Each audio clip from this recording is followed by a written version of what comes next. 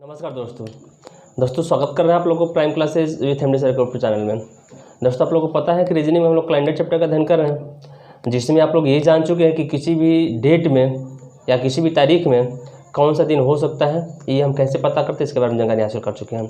और साथ ही साथ पिछले क्लास में आपको कुछ क्वेश्चनों का सोल्यूशन भी हम बताए थे। जैसे दूसरे क्लास में हम होमवर्क के रूप में आपको क्वेश्चन दिए थे, 10 क्वेश्चन था, उसी का सोल्यूशन पिछले क्लास में बताए थे और शायद कंप्लीट भी हो गया है। और उम्मीद है कि वो टॉपिक आप लोग का स्पष्ट भी हो गया होगा, है ना दोस्तों। ठीक है, तो दोस्तों आज की क्लास में हम लोग जानेंगे कि किसी शताब्दी वर्ष का अंतिमवा दिन कौन सा होता है, या किसी शताब्दी में फरवरी 29 दिन की कुल कितनी बार आती है। आज का मेन टॉपिक हम लोग का यही है दोस्तों। ठीक है, आइए सबसे पहले हम लोग चलते हैं कि किसी भी शताब्दी का अंतिम दिन कौन सा होता है या कौन सा हो सकता है, ये पता करना है। दोस्तों आप लोगों को पता है कि शताब्दी वर्ष होता क्या है ना। अर्थात जिस वर्ष के अंत में 2 शून्य दिख जाए तो वह वर्ष आपका शताब्दी वर्ष कहा जाएगा, है ना। वह वर्ष आपका शताब्दी वर्ष कहा जाएगा। जैसे हम कह सकते हैं 100 वर्ष, 200 वर्ष, 300 वर्ष, 400 वर्ष, 500 वर्ष, ये सभी क्या आपके शताब्दी वर्ष हैं। तो अब इन्हीं में जानना है कि इन शताब्दी वर्ष का जो अंतिमवा दिन होगा वह कौन सा दिन होगा। अर्थात अंतिमवा दिन का मतलब क्या होगा, ध्यान दीजिएगा। हम कह रहे हैं कि 100 वर्ष में 100 वर्ष का 100वें वर्ष का अंतिमवा दिन कौन सा होगा, यही टॉपिक है ना। 100वें वर्ष का अंतिमवा दिन कौन सा होगा। तो चूंकि आपको पता है कि 100वें वर्ष का अंतिमवा दिन का मतलब क्या हुआ, अंतिमवा दिन का मतलब ये हुआ कि वो 31 दिसंबर के बारे में बातें कर रहा है। जहां अंतिम दिन के बारे में बात करेगा वह 31 दिसंबर को शो कर रहा है ना। ये हो गया अंतिम दिन। अंतिम दिन का मतलब कि 31 दिसंबर, अर्थात 31 दिसंबर कह सकते हैं 31 दिसंबर 100, मतलब 100वें वर्ष का अंतिमवा दिन कौन सा होगा। 100वें वर्ष का अंतिमवा दिन कौन सा होगा, 100 नहीं होगा, यहाँ पर 99 होगा, तभी तो 100 वर्ष का कंप्लीट होगा, तभी तो एक शताब्दी होगी, है ना। अर्थात इस डेट को कौन सा दिन था हमें ये पता करना है ना, हमें ये पता करना है। तो इसका मतलब क्या हुआ देख लीजिएगा। क्योंकि आपको हम पिछले क्लास में बता चुके हैं कि 100 वर्षों में टोटल कितने विषम दिन होते हैं। और विषम दिन का मतलब ये हुआ कि हम 1 तारीख से 31 दिसंबर 99 तक कुल विषम दिन ज्ञात किए होंगे, मतलब कुल दिन जोड़कर उसमें विषम दिन ज्ञात किए होंगे। तो वही विषम दिन की जो संख्या होगी इस दिन का अंतिमवा दिन को शो करेगी, अर्थात इस डेट को अंतिमवा दिन शो करेगी। मतलब आपको याद है कि 100 वर्ष का अंतिमवा यानी 100 वर्ष में कुल कितने विषम दिन होते हैं, तो 100 वर्ष में कुल 5 विषम दिन होते हैं। 100 वर्ष में कुल 5 विषम दिन होते हैं।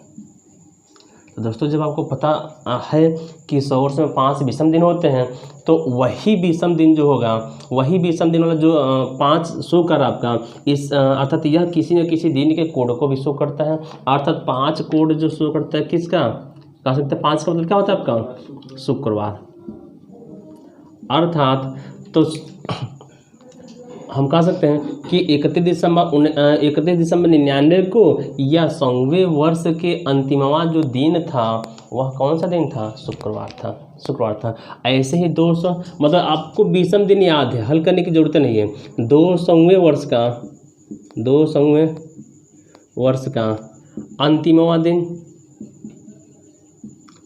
दिन तो आप जानते हैं कि 200 वर्ष में कितने विषम दिन होते हैं, 3 विषम दिन होते हैं। और 3 का मतलब क्या हो गया, 3 का मतलब हो गया आपका बुधवार।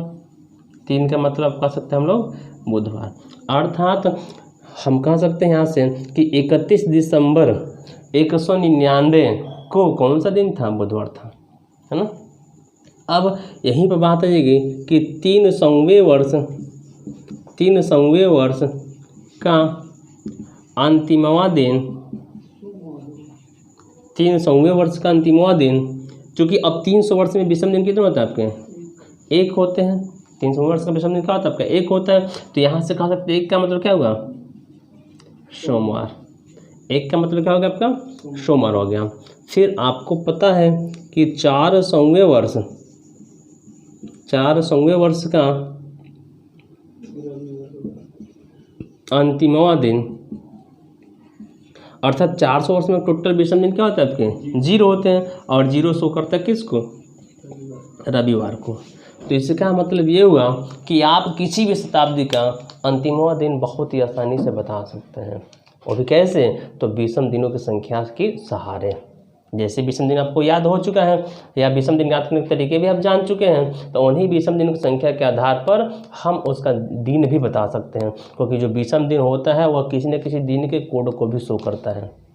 तो बता देंगे आप लोग। जैसे यह तो स्पष्ट हो गया। अर्थात यहाँ से एक निष्कर्ष और भी निकल जाता है आपका कि याद करने के लिए 5 हो गया, 3 हो गया, 2 हो गया और 1 हो गया और 0 हो गया, यही 4 हैं। अर्थात कहा जाए कि किसी शताब्दी का अंतिम दिन कौन हो सकता है, कौन हो सकता है। अर्थात तो हम कह सकते हैं कि इन चारों में से कोई एक ही होगा।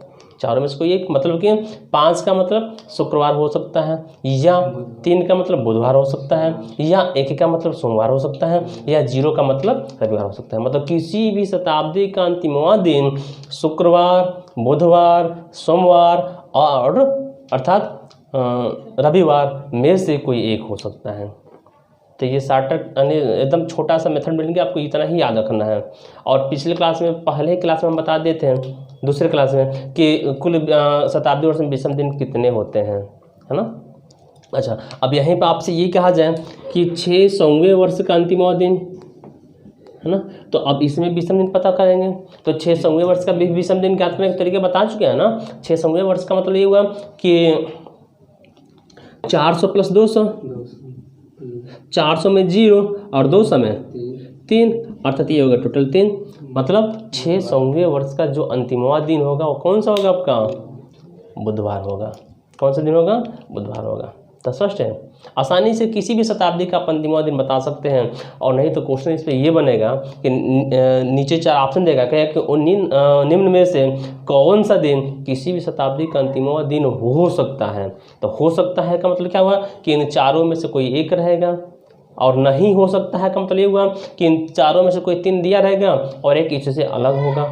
तो वैसे हम बहुत ही आसानी से पहचान कर सकते हैं किसी भी शताब्दी का अंतिमवां दिन, पहचान कर लेंगे। ठीक है, ऐसे ये नोट कराएंगे। यहाँ पर जो भी बातें बता दी हैं वो नोट भी कर सकते हैं आप लोग। और ये टफ भी नहीं, क्योंकि पहले से आपको पता है, बस उसी को हम शो कर दे रहे हैं ना।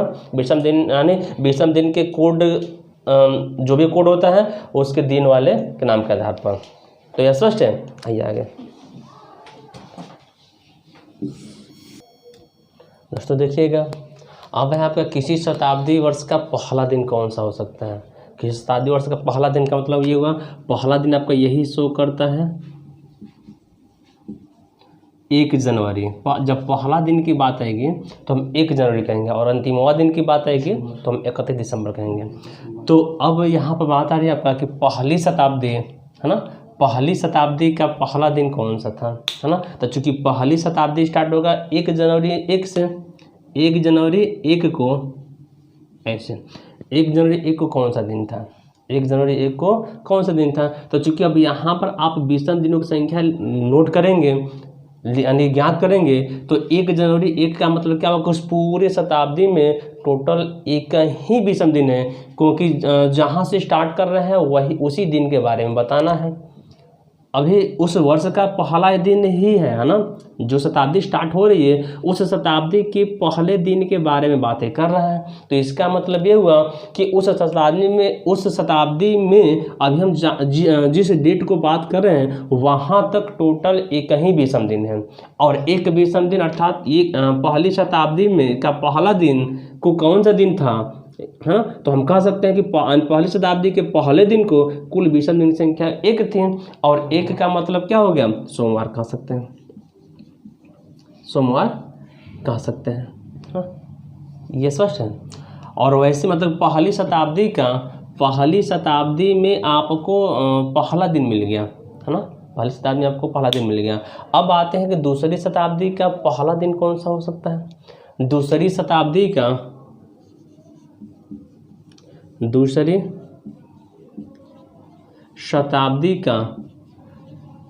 पहला दिन, तो इसका मतलब है जब दूसरी शताब्दी के बारे में बातें कर रहा है मतलब कि पहली शताब्दी जैसे कंप्लीट हुई तो उसके ठीक अगला दिन को दूसरी शताब्दी का पहला दिन कहेंगे। तो देखिए इसका मतलब ये हुआ कि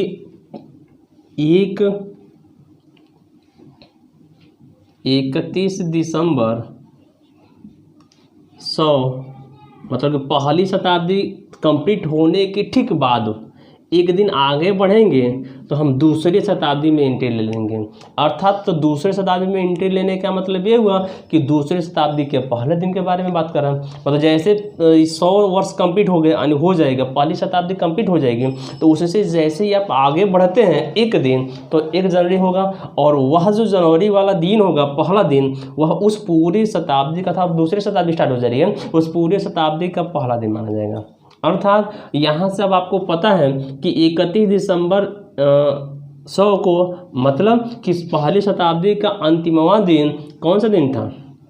पहली शताब्दी का अंतिमवां दिन कौन सा दिन था? तो पहली शताब्दी मतलब कि 100 वर्षों में आपके कुल विषम दिन कितने होते हैं? तो 100 वर्ष में कुल विषम दिन 5 होते हैं, 5 होते हैं, और प्लस 1 यहाँ पर जोड़ दीजिएगा, प्लस 1 आप यहाँ पर जोड़ दीजिएगा, तो ये मिल गया आपका 6।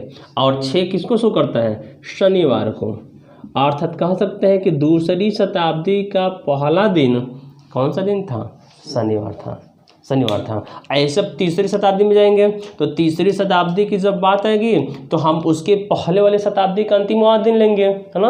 अंतिमवां दिन से एक दिन आगे, तो तीसरी शताब्दी के पहले जो शताब्दी होगी वह दूसरी शताब्दी होगी, और दूसरी शताब्दी में कुल विषम दिन की संख्या होगी आपकी 3, आपकी विषम दिन हो गया 3, और 3 से एक दिन आगे बढ़ेंगे तो वो हो जाएगा आपका 4। अर्थात तीसरी शताब्दी का पहला दिन जो होगा तो पहला दिन वह 4 विषम दिन 4 वाले कोड को शो कर रहा है, और 4 का मतलब क्या होता है आपका? गुरुवार। तो तीसरी शताब्दी का पहला दिन हो गया आपका गुरुवार। फिर अब जाएंगे चौथी शताब्दी में, तो चौथी शताब्दी का पहला दिन का मतलब क्या हुआ?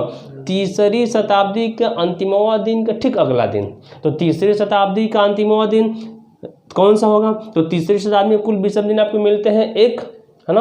अर्थात 1 से 1 दिन और आगे आपको जाना है, तो टोटल क्या हो जाएगा आपका? 2 दिन हो जाएगा, और 2 विषम दिन शो करता है मंगलवार को, 2 विषम दिन शो करता है मंगलवार को।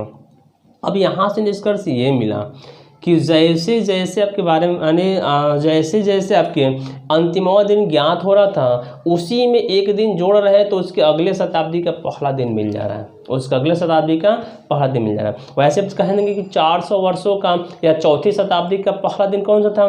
तो चौथी शताब्दी के पहले दिन का मतलब ये हुआ कि उसके ठीक पहले वाली शताब्दी आपकी तीसरी शताब्दी थी, और तीसरी शताब्दी में विषम दिन कितने होते हैं आपके?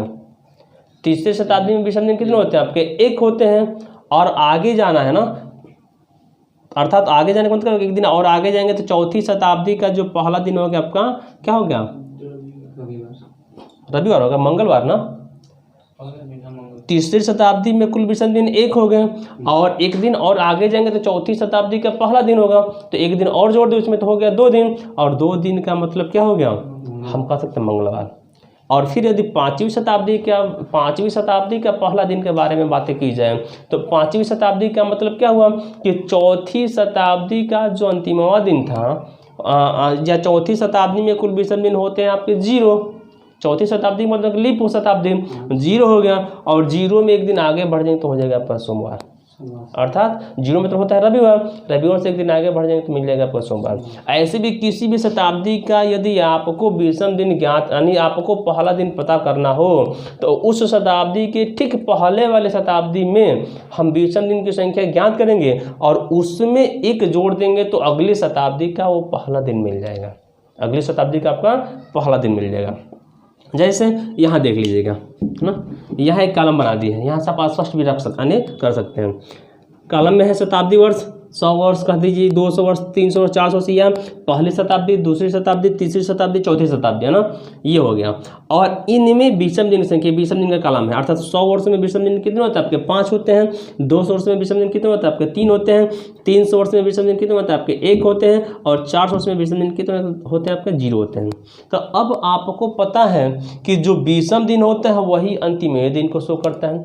जो विषम दिन का कोड है यह उस शताब्दी की अंतिमवें दिन को शो करता है। तो 5 का मतलब होगा अंतिमवां दिन शुक्रवार, 5 का मतलब हो गया आपका शुक्रवार, तो 5 शो कर रहा है शुक्रवार को, फिर 3 शो कर रहा है आपको बुधवार को, 1 यानी 1 शो कर रहा है सोमवार को, और 0 शो कर दिया आपका रविवार को।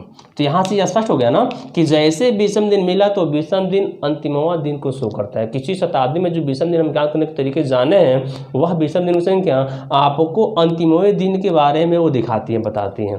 तो अंतिमवा दिन तो मिल गया, और जैसे अंतिमवा दिन मिला तो उसमें आप 1 जोड़ेंगे तो उसके अगले वर्ष का यानी अगले वर्ष का यानी अगले शताब्दी का आपका पहला दिन मिल जाएगा। जैसे ये है पहले शताब्दी का कॉलम है ना, ये पूरा पहले शताब्दी है, तो पहले शताब्दी का अंतिम दिन शुक्रवार है, इसमें 1 दिन जोड़ेंगे, इसमें 1 दिन यदि आप जोड़ते हैं तो ठीक इसकी अगले शताब्दी का मतलब दूसरे शताब्दी का पहला दिन मिलेगा। अर्थात शुक्रवार में 1 दिन जोड़ेंगे तो शनिवार अगले वाले का मिलेगा पहला दिन ना, अर्थात ये पहले दिन का कॉलम है। फिर बुधवार में 1 दिन जोड़ेंगे तो इसका अगले का कॉलम मिलेगा आपका गुरुवार है ना, अर्थात सोमवार में आप 1 दिन जोड़ेंगे तो मंगलवार मिलेगा है ना। मतलब सोमवार तीसरी शताब्दी है, तीसरी शताब्दी से ठीक यानी तीसरी शताब्दी में आप 1 दिन जोड़ेंगे, तीसरी शताब्दी में यदि आप 1 दिन जोड़ेंगे तो वो अगले शताब्दी मतलब चौथी शताब्दी का पहला दिन मिल जाएगा मंगलवार है ना, सोमवार के बाद मंगलवार आएगा। और एक चौथी शताब्दी आ जाते हैं तो चौथी शताब्दी का मतलब हो गया रविवार, और इसमें 1 दिन जोड़ेंगे तो मिलेगा आपका सोमवार, लेकिन जैसे 1 दिन जोड़ेंगे तो ये इसके अगले शताब्दी वर्ष को शो कर रही है, मतलब 5वीं शताब्दी को शो कर रही है। तो 5वीं शताब्दी का पहला दिन सोमवार, और 5वीं शताब्दी का ही पहला शताब्दी के दोनों की बात सेम हो गई है ना। अब वैसे ही अब इसी को वो रिपीट करता चलेगा आगे की तरफ है ना। या ये भी कह सकते हैं कि 9वीं शताब्दी का अर्थात पहले शताब्दी का पहला दिन कौन सा दिन था? सोमवार था, क्योंकि जो भी कैलेंडर बना, जब कैलेंडर बनाने की बात है तो ईसा मसीह के जन्म दिवस को ही आधार माना गया, ईसा मसीह के जन्मदिन को ही आधार माना गया, और ईसा मसीह के जन्मदिन को 1 जनवरी 1 कहा गया, अर्थात 1 जनवरी को ईसा मसीह का जन्मदिन था आपका सोमवार, ईसा मसीह का जन्मदिन था आपका सोमवार, और सोमवार जिस दिन उनका जन्म था उस दिन डेट माना गया, आधार माना गया 1 जनवरी 1, अर्थात 1 जनवरी 1 में कुल विषम दिन संख्या 1 भी होती है, और नहीं तो उस दिन आपका सोमवार था, और उसी के आधार पर ये विषम दिन का कोड का भी निर्धारण किया गया। तो यहाँ से ये निष्कर्ष मिलता है कि किसी भी शताब्दी वर्ष का पहला दिन बताना हो तो बता सकते हैं, या अंतिमवा दिन बताना हो तो भी बता सकते हैं, और नहीं तो आप ये भी कह सकता है कि क्वेश्चन बनेगा कि किसी शताब्दी का निम्न में से कौन सा किसी शताब्दी का अंतिमवा दिन हो सकता है। तो हो सकने का मतलब क्या होगा? अंतिम दिन में से मिलेगा, और ये दिन आपको रटना नहीं है, ये कोड रटना है। कोड पहले से पता है, 5310 अंतिमवा दिन है, ये अंतिमवा दिन है ना, तो 5310, और आपसे ये कभी नहीं कहेगा कि फिक्स रूप से बताइए, फिक्स रूप से कभी नहीं कहेगा, वो पॉसिबिलिटी में आपसे आंसर मांगेगा ना। तो पॉसिबिलिटी में कुछ भी बता सकते हैं, 5310 में इसको ये कहीं हो सकता है, अंतिमवा दिन के बारे में बात आएगी तो। और जब अंतिमवा दिन स्पष्ट हो जाएगा, यदि वही पहले दिन के बारे में बातें करेगा तो इसी में 1 जोड़ेंगे तो ध्यान दीजिएगा, ये 6 होगा, यहाँ सही है, ये 6 को शो करेगा, ये 4 को शो करेगा, ये आपका 2 को शो करेगा, और 0 में 1 जोड़ेंगे तो ये 1 को शो करेगा, अर्थात ये आपका कोड बन जाएगा 1642। मतलब जब ये याद है तो वो भी याद है, समझिए। 5 में 1 जोड़ेंगे 6, 3 में 1 जोड़ेंगे 4, 1 में 1 जोड़ेंगे 2, और 0 में 1 जोड़ेंगे 1, अर्थात 1642 का एक तरह से वो भी कलम बन जाएगा। लेकिन उसे भी आपको रटने की आवश्यकता नहीं है, बस ये ध्यान रखना है कि यानी शताब्दी के ने विषम दिन के कोड में हम 1 जोड़ेंगे तो उस अगले शताब्दी का वो पहला दिन को शो कर देगा। तो स्पष्ट है। तो किसी भी शताब्दी का पहला या अंतिमवा दिन बताना हो तो आप बहुत ही आसानी से बता भी सकते हैं, बता सकते हैं ना, ये निष्कर्ष है। और उसको हमेशा याद रखने का तरीका यही है कि बस ये कोड याद रखिए 5310, यदि ये याद है तो सब कुछ याद है। तो स्पष्ट है ना। आइए नेक्स्ट चलते हैं दोस्तों। देखिएगा अब आप लोग का अगला टॉपिक है ना कि किसी भी शताब्दी वर्ष में फरवरी 29 दिन की कुल कितनी बार आएगी, या 100 वर्षों में यानी फरवरी 29 दिन वाली कितनी बार आती है, या 200 वर्ष में फरवरी 29 दिन की कुल कितनी बार आती है। चाहे ये भी कह सकते हैं कि किसी भी शताब्दी में कुल कितने लीप वर्ष होते हैं, अर्थात शताब्दी वर्षों में लीप वर्षों की संख्या ज्ञात करना, और लीप वर्ष ही शो करता है फरवरी 29 दिन वालों की, है ना। तो आइए देखते हैं। चूँकि कहा जाए कि किसी शताब्दी में फरवरी 29 दिन कुल कितनी बार आएगी, तो हम करते क्या हैं, तो इसका पहला स्थिति है 100 वर्ष में कुल लीप वर्ष, कुल लीप वर्ष। आपको पता है कि 100 वर्ष में कुल कितने लीप वर्ष होते हैं, इसे ज्ञात करने के तरीके बता चुके हैं। और जो लीप वर्ष होगा उसी वर्ष में फरवरी 29 दिन की होगी, अर्थात जितनी बार वो लीप वर्ष आएगा उतनी ही बार फरवरी 29 दिन की होगी। तो ठीक है, तो 100 वर्ष में कुल लीप वर्ष का मतलब ये हो गया कि 100 में आप 4 से भाग दे करके 1 माइनस कर देंगे, है ना। तो ये हो गया 25 - 1 = 24 लीप वर्ष। इसका मतलब ये हुआ कि हम 100 में 4 से तो भाग दे दिए, ठीक है, मतलब कि प्रत्येक चौथा वर्ष जो होता है, प्रत्येक चौथा वर्ष आपका लीप वर्ष होता है, प्रत्येक चौथा वर्ष लीप वर्ष होता है। और प्रत्येक चौथा वर्ष लीप वर्ष होने का मतलब ये हुआ कि अब कुल लीप वर्ष की संख्या आपको पता करना होगा, तो कुल वर्षों की संख्या में 4 से भाग देंगे। तो हमको 100 वर्ष में पता करना कितने लीप वर्ष होंगे, तो 100 में 4 से भाग दे दिए। लेकिन हुआ क्या कि जो ऐसे ही आपका ये 100वां वर्ष दिख रहा है, मतलब 96 के बाद जैसे आप आगे बढ़ेंगे 100वें वर्ष पर, तो जो 100वां वर्ष है वह वर्ष एक तरह से शताब्दी वर्ष है। और शताब्दी वर्ष को लीप और साधारण पहचान करने का तरीका ये कि उसमें 400 से भाग देंगे। तो स्पेशली बस 100वें वर्ष में हम 400 से भाग देंगे तो नहीं कटेगा, मतलब शताब्दी वर्ष जो 100वां वर्ष है वो 400 से नहीं कट रहा था, तो वो साधारण वर्ष में उसकी काउंटिंग हो जाएगी। जब साधारण वर्ष में काउंटिंग हो जाएगी तो इसका मतलब ये हुआ कि 4 से भाग दिए थे तो 100 भी 4 से कट गया था, इसका मतलब उसकी काउंटिंग लीप वर्ष में हो चुकी थी।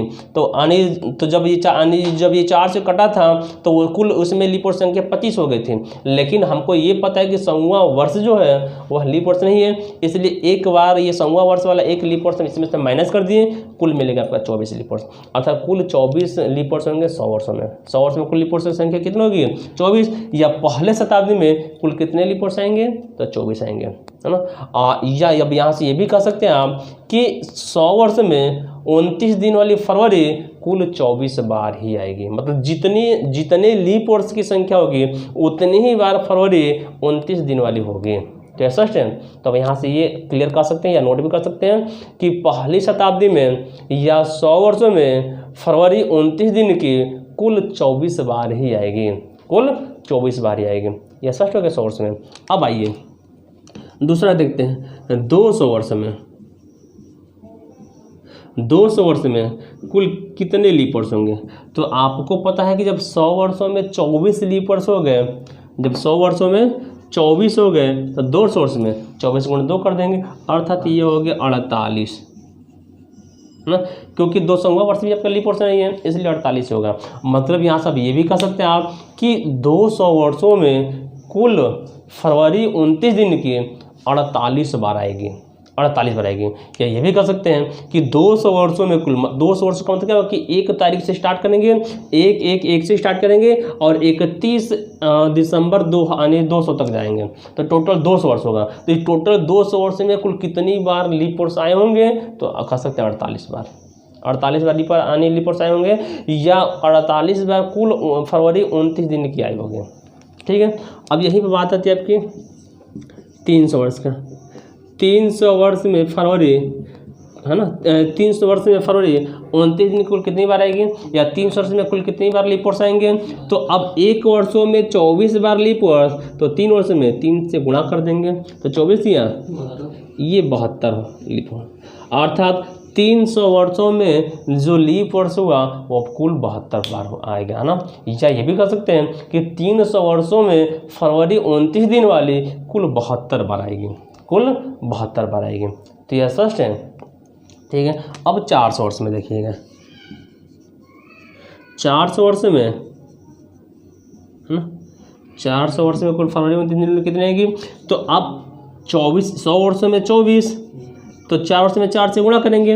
लेकिन जो 400वां वर्ष है, ये देखिएगा, जो 400वां वर्ष है वह आपका लीप वर्ष भी है, वो आपका लीप वर्ष है। मतलब कि 100वां वर्ष लीप वर्ष नहीं था इसलिए इसमें से 1 माइनस कर दिए, 200वां वर्ष भी लीप वर्ष नहीं तो इसलिए उसमें से भी 1 माइनस कर देता ना, 1 यानी उसमें 2 माइनस होता, और 300वां वर्ष में से भी यानी क्या होता, वो भी लीप वर्ष नहीं है, इसलिए 300वां वर्ष को भी हम लीप में काउंट नहीं किए। लेकिन जैसे 400वें पर पहुँचते हैं आप, तो 400वां का मतलब ये हो गया कि 400वां वर्ष आपका और लीप वर्ष है, इसलिए इसमें 1 दिन एक्स्ट्रा और बढ़ जाएगा, 1 लीप और बढ़ जाएगा। तो 24 96 और +1 का मतलब ये हो गया 97 लीप। और यह बहुत बार एग्जाम में आ चुका है, बहुत बार एग्जाम में आ चुका है ना। मतलब अब यहाँ से आप कह सकते हैं कि टोटल 400 वर्षों में कुल 97 बार 29 दिन वाली फरवरी आएगी, या कुल 97 लीप वर्ष आएंगे। 400 वर्षों तक का स्पष्ट हो गया। मतलब 100 वर्षों में 24, 200 वर्ष में 24 का 48, 300 वर्ष में 24 या 72, तो 400 वर्षों में 24 के 96 होना चाहिए था, लेकिन एक एक्स्ट्रा जोड़ दिया था, 97 हो गया। तो 400 वर्षों में कुल फरवरी 29 दिन की 97 बार आएगी। यह स्पष्ट है। यदि यहीं पर अब ये कह दे आपसे कि 500 वर्षों में कुल कितनी बार 29 दिन वाली फरवरी आएगी, तो आपको पता हो चुका है कि उस 500 को हम 400 + 100 कह सकते हैं। 400 में हो गया आपका 97 और 100 में 24, तो 97 में 24 जोड़ देंगे, जितना आ जाए, है ना, 121 आ जाएगा। ठीक है। या ये भी हो सकता है कि 6 वर्षों में कुल कितनी बार लीप वर्ष आएंगे, या कुल कितने लीप वर्ष होंगे। तो 600 वर्ष, यानी 600 वर्षों का मतलब ये हुआ कि 400 वर्ष + 200 वर्ष, है ना, 400 वर्ष + 200 वर्ष। 400 वर्षों में 97 और प्लस 200 वर्षों में 48, 97 में 48 आप जोड़ देंगे तो स्पष्ट हो जाएगा, अर्थात 145। 63 है। इस तरीके से किसी भी लीप वर्षों में, यानी किसी भी शताब्दी वर्ष में आपके विषम दिन, आपको यदि विषम दिन या लीप वर्ष के बारे में बात की जाए तो हम आसानी से बता सकते हैं, आसान कर लेंगे। तो ये टॉपिक था, इनसे एग्जाम में आपके क्वेश्चन बहुत बार पूछा गया ना, और गलती अधिकांश लोगों से हो भी जाती हैं। तो जहाँ तक उम्मीद है कि यह पूरा क्लास आज का आप लोग का स्पष्ट हुआ होगा और क्लियर भी हो चुका होगा ना, क्योंकि इसमें किसी तरह की कोई दिक्कत नहीं दिख रहा है। जो भी आपका तरीका इसमें बताया है वो विषम दिन की संख्या के ही आधार पर बताया है, और इन विषम दिन की संख्या ज्ञात करने का तरीका हम दूसरे क्लास में बता चुके थे, है ना। उसी क्लास के आधार पर हम आगे इन बातों के बारे में बताए हैं, है ना। तो उम्मीद करते हैं कि आप लोग का स्पष्ट हुआ होगा। यदि स्पष्ट नहीं भी हो पाया होगा तो इससे पहले आप दूसरा क्लास को अटेंड कर लीजिएगा, फिर इस क्लास को अटेंड करिएगा, तो उसके बाद से आसानी से आपको यह स्पष्ट हो जाएगा। ठीक है। तो आज की क्लास में हम इतना ही रहने दे रहे हैं। जय हिंद, जय भारत।